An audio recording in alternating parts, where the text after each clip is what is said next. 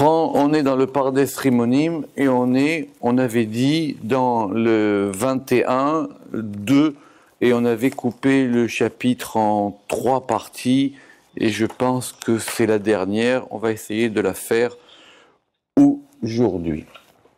Alors, il y a 2 choses. Il y a là où on veut aller. Notre sujet, ce sont les voyelles.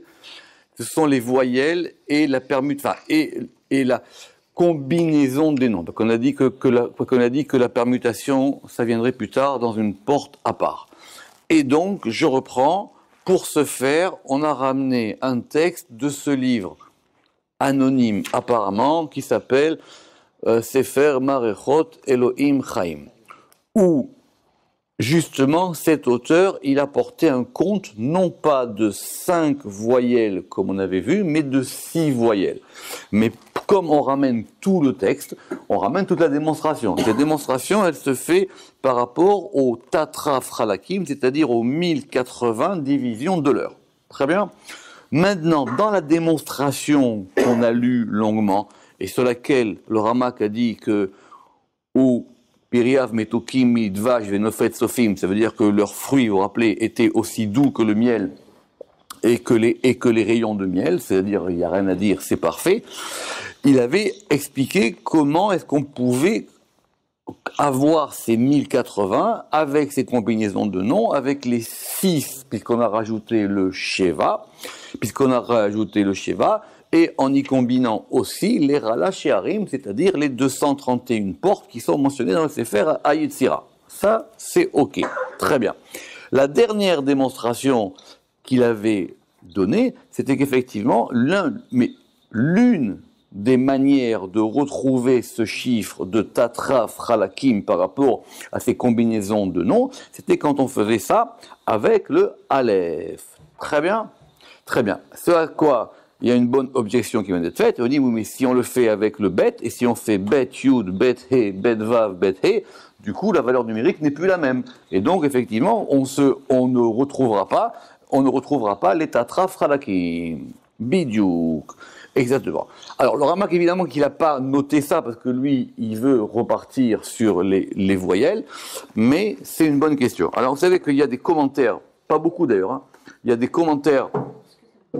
Donc vous savez qu'il y a des commentaires sur le Pardes Rimonim. Alors juste pour ceux que ça intéresse, il y a des commentaires partiels. Et il y a des livres, il y a des Agaot Abar, il y a des Agaot Ramaz sur le Pardes, mais dans les éditions classiques, le Pardes Rimonim, il est imprimé avec 2 commentaires à la fin, un qui s'appelle le Pelach Harimon et un qui s'appelle le Assis Rimonim. Et donc, dans le Assis Rimonim, il résume comme ça toute notre argumentation. Donc, on va lire ça, si vous voulez, c'est à la fin du livre, c'est page Kouf Kaf Zain dans les éditions bleues classiques. Là-bas.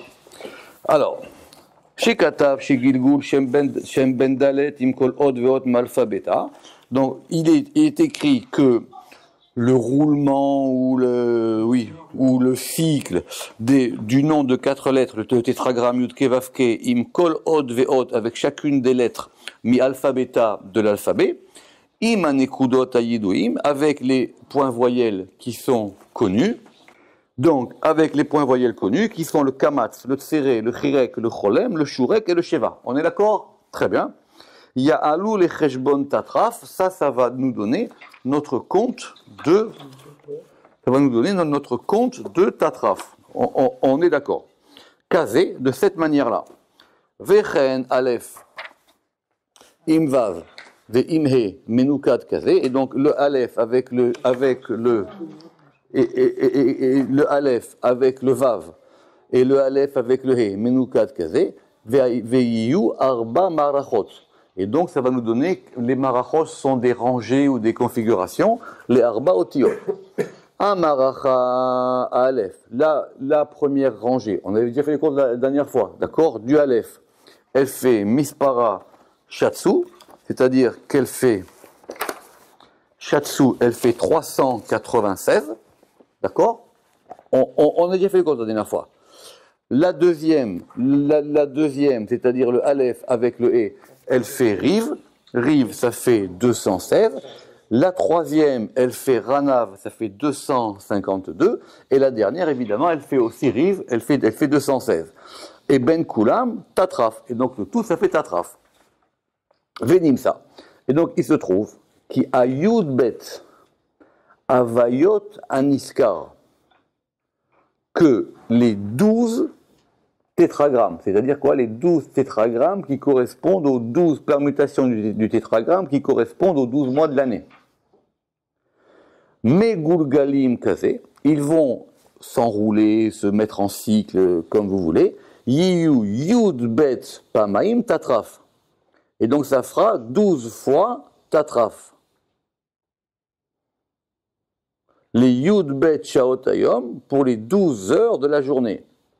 Ve'im Tassim, et si tu poses le Shem Ben Dalet, le nom de 4 lettres, Berosh Galgal, au sommet de la roue, Ve'a Aleph Besof, et le Aleph à la fin, Ve'chen Lechol Yudbet Avayot, et de même pour toutes les Yudbet Avayot, Az Yiyu Yudbet Tatrafim Panim, et donc ça fera 12 fois, 12 Tatrafim de face, et 12 Tatrafim Achor. Et Yiyu Gamken, et ça fera aussi 12 fois Tatraf, les Yudbet Sheot Alayla. Très bien, qu'est-ce qu'il veut dire ici? Il veut dire qu'on reste sur le Aleph. Simplement, on va laisser sur le Aleph, mais simplement, on va maintenant changer l'ordre du tétragramme. D'accord? J'explique. Mais maintenant, il faut que vous compreniez. Le tétragramme droit, Yud-Ke, Vav-Ke, le plus simple, celui qu'on connaît, il correspond au mois de Nissan. D'accord? Donc là, on va avoir Tatraf. Maintenant, quand on va passer, par exemple, on va passer en Sivan. D'accord? En Sivan, vous savez que bon, ça, c'est compliqué comment ça fonctionne, mais ce sont les haies qui vont commencer à bouger. Donc, on aura un deuxième tétragramme, et ce deuxième tétragramme, on va le refaire avec le Aleph. Donc on retombera toujours sur notre même gematria, ce qui n'était pas exactement la manière que nous avions compris. Alors effectivement, il faut approfondir cette question-là, et il faut voir ça. Donc reprenons. En tout cas, le Ramak, lui, il continue selon sa voie. C'est quoi sa voie? C'est effectivement de dire maintenant, je répète, le plan d'après le Ramak, il est très clair. On a une porte qui s'appelle Pratea Shemot, on va étudier les noms particuliers.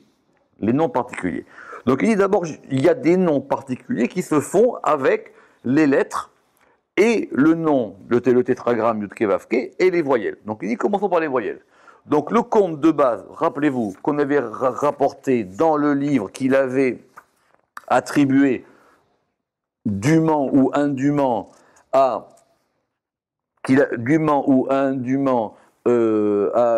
Guy Katilia dans ce qu'il avait appelé le Sefer le Sefer à Nikoud, alors que c'était le Hora Sechel, c'était sur un compte de 5.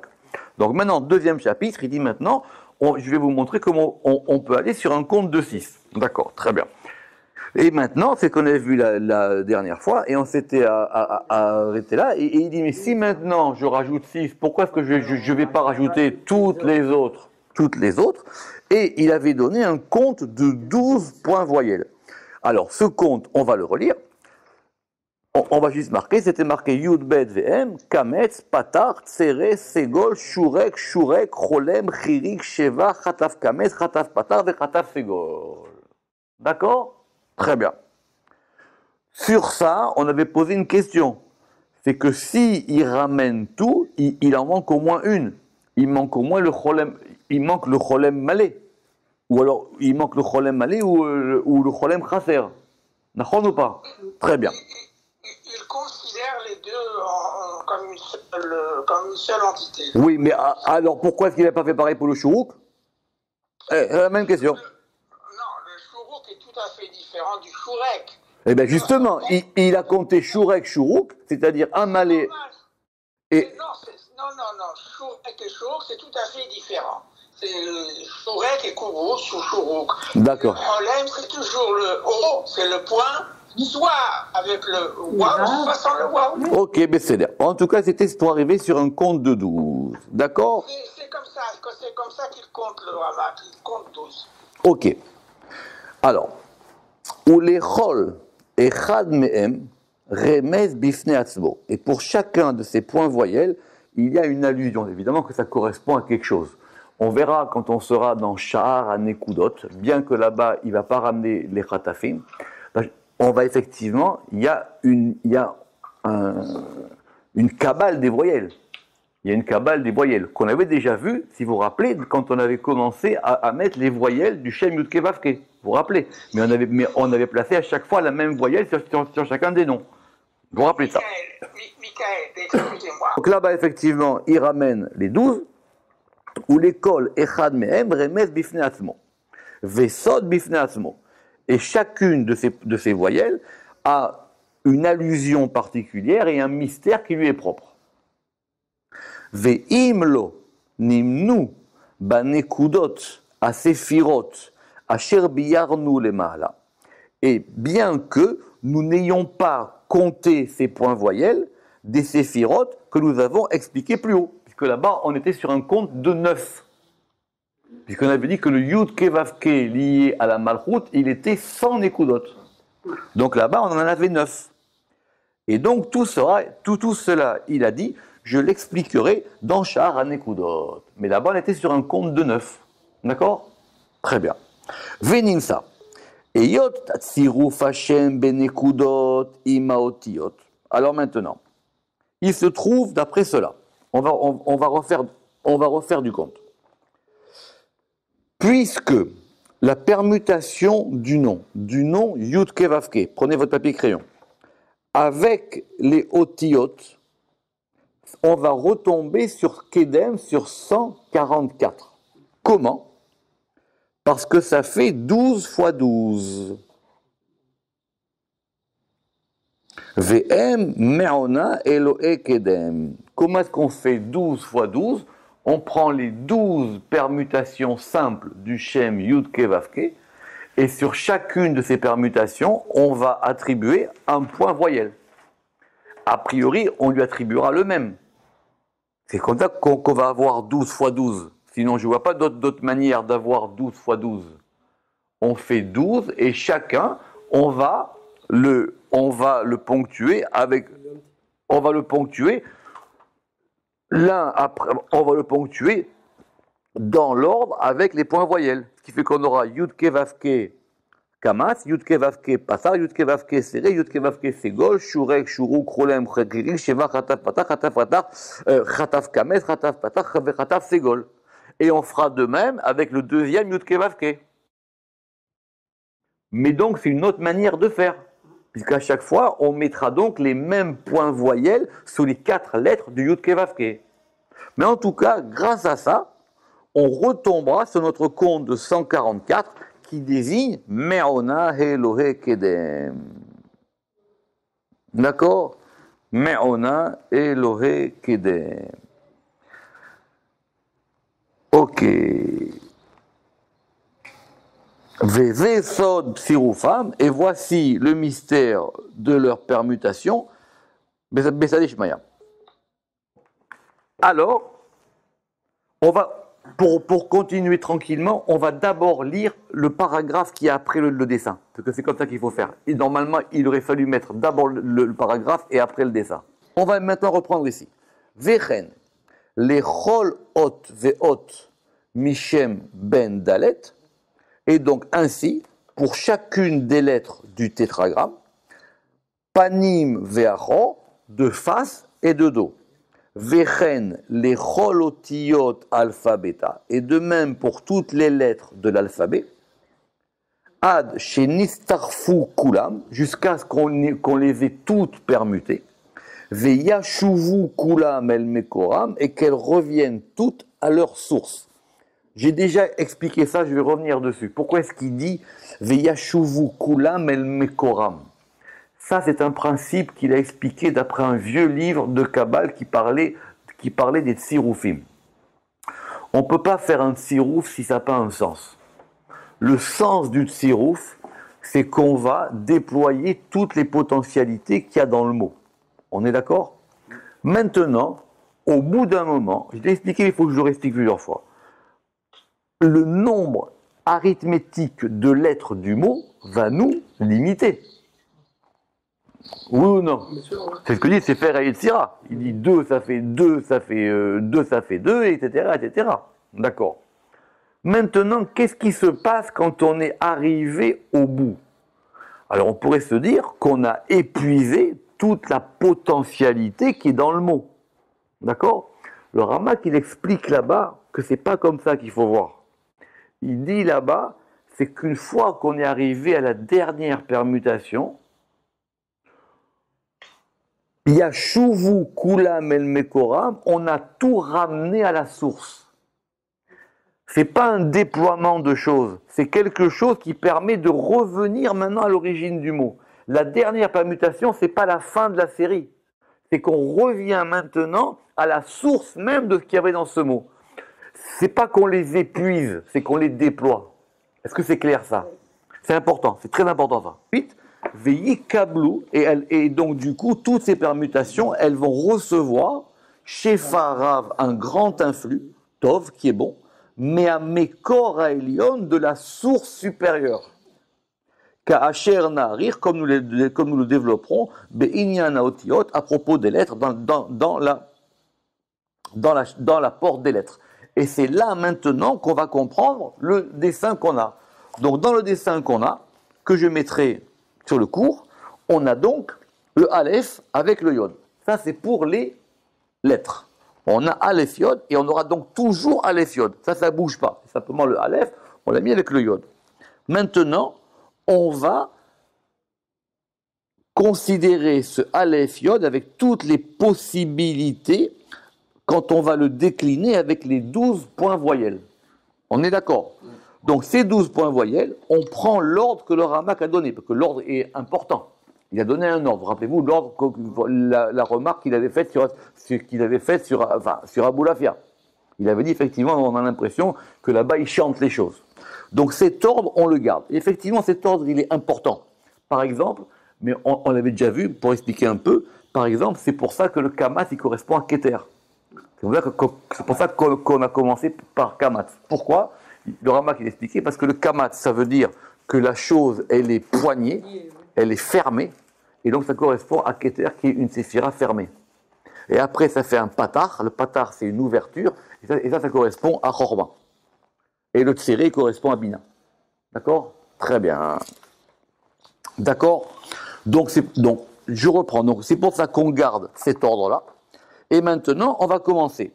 Donc, le Aleph, normalement, le premier Aleph, il va prendre un Kamatz. Le Yod qui est avec lui, aussi, il prend Kamatz.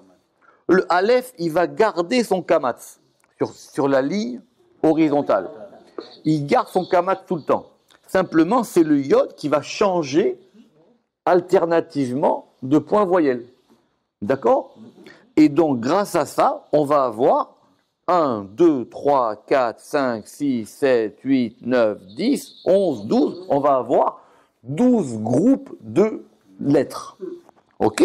Deuxième ligne, toujours horizontalement.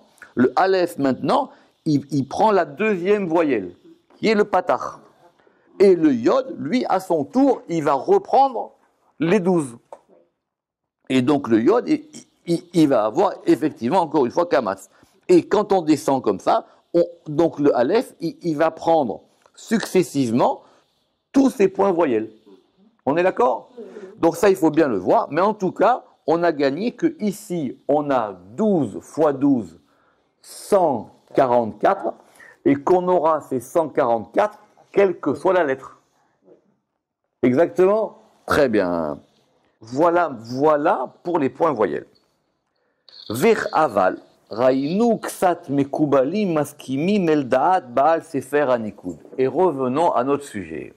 Mais ceci dit, qu'on soit, nous on avait dit 6, après on a dit 12, nous avons quand même vu quelques kabbalistes qui sont d'accord avec le premier avis que nous avions cité, qui était celui du Sefer Hanikoud, qui est celui d'Abou Lafia. Vechen kadvu shem kaf e. Et aussi, ils ont écrit le Shem Kaf E. Vous vous rappelez, parce que 6 fois, c'est pas parce que 6. Là, on est sur 6, mais si on est sur 5, rappelez-vous le tableau qu'on avait vu avant, on était sur 25. Vechen Kadvu Shem Kaf E. Ayotse. Sham, et d'accord, et alors Vechen Kadvu Sham, et ainsi ils ont écrit là-bas que c'était 25 Ayotse mi Pasuk qui sort du verset Vayefen Ko Vacho. De quoi il s'agit? Il s'agit de quand Moïse a tué l'Égyptien. Et avant de tuer l'Égyptien, il y a marqué qu'il a regardé Ko Vacho, qu'on traduit généralement qu'il a regardé ici et là. D'accord, très bien. Les Tikkun HaZohar, ils diront que de toutes les manières, il ne l'a pas tué de ses mains. Il l'a tué par un nom. Et que ce Vaïfen ici, Ko Vacho, il a regardé les 25 et les 25 permutations. D'accord?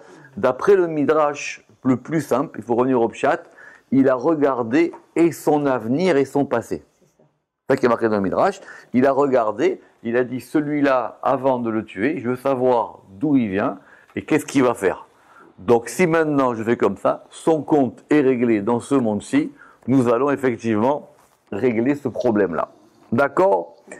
Et donc, Ve'u, She'em Mistarfim Tevot, Metzarefim, She'em Metzarefim, ça veut dire que se combinent les 25, Chamisha ve'eschrim pamaim, c'est-à-dire 25 fois panim, ve'chamisha ve'eschrim pamaim achor, et 25 fois de dos. Et c'est ainsi qu'on a Kegon, Kaf, He, Chaf. Alors, une autre question, parce qu'il va vite ici. Parce qu'effectivement, les 25 faces, on va les appeler Kaf, He, et les 25 dos, que c'est à l'envers, on va les appeler Echaf. Mais on a toujours 25. Al derer shekatav Baal Sefer Hanikoud, de la manière qu'avait déjà écrite l'auteur du Sefer Hanikoud à propos du Shem Yudke, comme on l'a vu avant. Parce que lui le Shem Yudke, qu'est-ce qu'il avait fait? Le Shem Yudke, il avait écrit comment? Il avait écrit Aleph Yud et après Yudke. Autre possibilité qui est possible, c'est que si je comprends bien, si on a Kaf et Chaf, Moshe, qu'est-ce qu'il a fait? Il a fait le tsirouf du Shem Kaf E. D'abord Kaf et après et après et après Chaf. Et avec les 5 points voyelles, c'est comme ça qu'on a les 25 et les 25. Parce que ce qu'on comprend d'ici, c'est que il a fait alors c'est vrai que ça nous sert de façon générale à entendre 25, mais ici aussi c'est Kaf et Chaf. Vechen, Kol Kodvet Sirouf Anikoud. Et donc ainsi, tous ceux qui écrivent et qui sont des experts, on va dire, dans la permutation des points voyelles, Lokadvu qui im Sirouf He Nekudot Levad, n'ont écrit qu'avec 5 points voyelles. Donc tout ça pour revenir à notre principe de 5 points voyelles. Et la force du Ramak, c'est que jusqu'à présent, on était un peu dans le brouillard. On avait commencé avec 5, on est parti avec 6, on est parti avec 12, mais il a rédigé de façon chronologique. Et maintenant, il va nous dire la preuve. Vechen Rabbi Shimon Bar Yochai Beinyan Chamesh Nekudot Natan Siman Pituchei Chotam. Et c'est là la vie du Zohar. Vous avez compris? C'est maintenant qu'on a le Zohar. Et effectivement, dans le Zohar, on a ces 5 points voyelles. Comment on a ces 5 points voyelles dans le Zohar? Je vous ai ramené le passage, c'est dans les Tikkuné HaZohar. Enfin, c'est peut-être aussi ailleurs, mais en tout cas, c'est très clair dans les Tikkuné HaZohar. Alors, on apprend ça d'un verset. On apprend ça d'un verset qui va parler, si je ne me trompe pas, du pectoral du Kohen Gadol. Le verset, c'est 28-36 dans Shemot. Exode 28-36. Dans les Tikkunim, je vais vous dire, c'est 4b. Alors, le verset, il dit quoi? Pituche chotam kodesh lachem. Donc, vous savez qu'il y avait des inscriptions, des gravures qui avaient été faites dans le Ephod. Et donc, ça s'appelle des pituche chotam. Alors, nous, on l'a traduit littéralement parce qu'il faut le comprendre comme ça. Pituche, ça vient de potéa, des ouvertures, chotam, de la gravure ou du sceau ou de ce qui a été. Donc, les ouvertures de ce sceau, Kodesh Lachem, c'est saint pour Yudke Vavke. C'est marqué là-bas dans les Tikkuné Azora. Donc, c'est expliqué que, alors vous avez bien remarqué que ça, hein, on va expliquer ça à propos des 5 lumières du premier jour de la création. Vous savez que le premier jour de la création, il y a marqué 5 fois le mot or. D'accord? Et ça fait. Et Tikkuné Azora dit là-bas que ces 5 lumières du premier jour de la création, elles correspondent à ces 5 points voyelles. Et ces 5 points voyelles, on les apprend de Pituche Chotam. Alors, comment est-ce qu'on va les apprendre de Pituche Chotam? Alors, normalement, si on prend Pituche Chotam, on a un Chirek. Ce sont les 5 voyelles longues du Mélachim. Alors, doucement, Pituche Chotam, après on a le ou, après on a le tséré, après on a le cholem, et après on a le kametz. Et ces 5 points voyelles, et le shurek, on l'a dans le tout, Pituche Chotam, c'est ça, Pituche Chotam, Pituche Chotam, Pituche Chotam, il y a 5 points voyelles, d'accord? Pituche Chotam, et ces 5 points voyelles, c'est ça qui effectivement, c'est ça qui va ouvrir la chose. C'est pour ça qu'on apprend de ce verset, Pituche Chotam. Vous pouvez regarder là-bas, tous ces éléments de Pituche Chotam. Évidemment, c'est expliqué de cette manière là-bas. Et après, on va les expliquer là-bas. On va faire le Kames, le Chirek, etc. Et ils seront expliqués là-bas dans les Tikkuné Zohar. Donc en tout cas, tout ça, grâce à Dieu, pour arriver, le Ramak, il a pris son temps, pour expliquer qu'effectivement, d'après le Zohar, c'est bien sûr un compte de 5 points voyelles. Ve'ora, et là-bas, comment est-ce que c'est enseigné? C'est enseigné et Yotam Hamesh Sefirot, parce que ça va correspondre à 5 Sefirot. Netzalot qui sont émanés, Shehem, et qui vont correspondre à Gedula. Gedula c'est Chesed, Gevura, Tiferet, Ubo, Nirlal, Yesod ou Malchut, et dans lequel est inclus Yesod et Malchut, Kedepirachnu, Beshaem Kolun, et Netzar Veod. Ça veut dire quoi? Ça veut dire c'est 5 qui font 7. Comment c'est 5 qui font 7? Je reprends. Chesed, Gvura, Tiferet, il en a en gros, il compte pour 3. Il compte pour Tiferet, Yesod et Malchut, Netzar et Od. Et grâce à ça, on a les 7 sphirotes inférieures. Donc on a 5 qui font 7. D'accord? Très bien. Baruch Adonai Le'olam. Amen. Ve'amen.